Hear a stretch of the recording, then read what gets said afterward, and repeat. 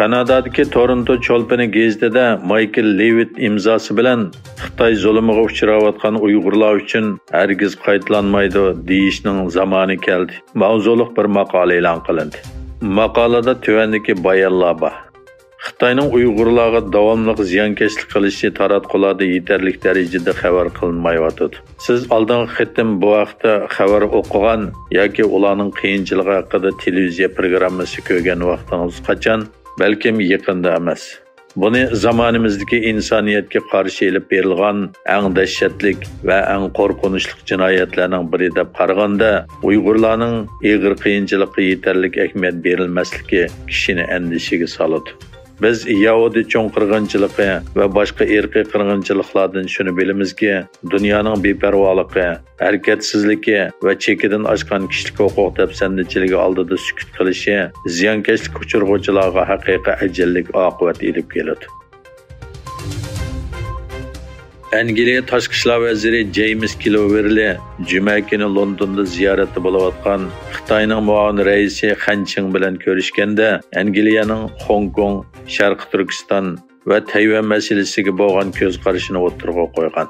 James Cleverly Twitter hisobida Xitoy bilan aralashish deganimiz og'ir ixtilof va hamkorlashish maqsadigan sohalarni muzokara qilishni ko'rsatdi. Bugun men Xitoy muavin raisi Han Chingga Angliyaning Hong Kong, Uyg'ur va Tayvan masalasiga bo'lgan ko'z qarashini o'tirg'a qo'ydim. Biz yana iqtisodiy munosabat, klimat o'zgarish jihatda hamkorlashish masalasini muzokara qildik degan. Kanada hukumati dushanba kuni Torontodagi Xitoy diplomat Zhao Wei'ni qo'llab chiqarganligini e'lon qildi. Twitter agentligining xabar qilishicha, istixborot doklati bu diplomatning Xitoyning Uyg'ur siyosatini tanqid qilgan bir kanadalik diplomatga tahdid selish bilan ayblagan. Kanada Tashqi ishlar ministri Melanie Joly biz har qanday sirtqi mudohalaga yo'l qo'ymaymiz degan. Michael Chong 2021-yili Kanada parlamentiga sunilgan Xitoyning Uyg'urlarga tutgan muomalasini irqiy qirg'inchilik deb qabul qilish loyihasining tashabbuschilaridan bo'lib, Xitoy diplomat Zhao parlament a'zosi Chong haqida uchur to'plagan. Yevropa İttifaqı Rossiyaning tajovuzchilik urush sanoatini qo'llagan deb gumon qilingan 7 Xitoy shirkatiga jazo berishni planladi. Amerika ovozining xabarda bildirishicha, pul muomala vaqt gazeti tarafidan tekshirilgan jazo tizimligida 7 Xitoy shirkatining Yevropa İttifoqiga a'zo davlatlar bu hafta muzokara qilinadigan yangi jazo planiga kirgizilganligi ko'rsatilgan.